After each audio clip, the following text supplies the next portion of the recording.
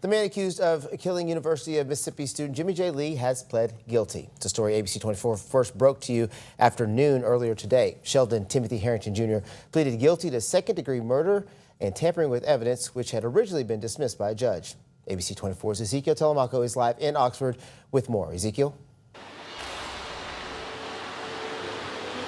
Harrington is set to be scheduled for sentencing tomorrow morning at 10 here in Oxford, but today was supposed to be the day where the jury was selected for his retrial. Back in 2024, they experienced a hung jury, and with both sides preparing for legal battle, it was a surprise when Harrington pled guilty.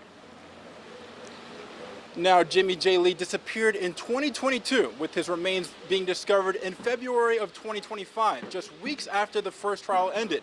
Timmy Henderson, a graduate of Ole Miss, was arrested 2 weeks after Lee vanished. Investigators say that his phone record showed conversations with Lee on the morning that Lee disappeared. Now, throughout last year's trial, Harrington maintained that he was innocent, which is why today's guilty plea came as a surprise. A grand jury charged him with capital murder in 2023, and last October, the state medical examiner announced that Lee's cause of death could not be determined. We also spoke with an advocate who has supported Jay Lee's family throughout this case, and she told me that these past 3 years have been a heavy emotional toll on her, but she says that the support from the students has kept the fight going.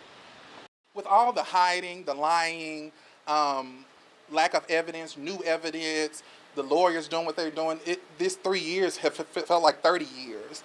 And so, but what the good thing about it is that the spirit of hotty toddy, honey, these students continue to rally on, continue to fight, continue to advocate. And so we are in a good place when it comes to our young adults who are taking these matters very seriously and advocating beyond themselves.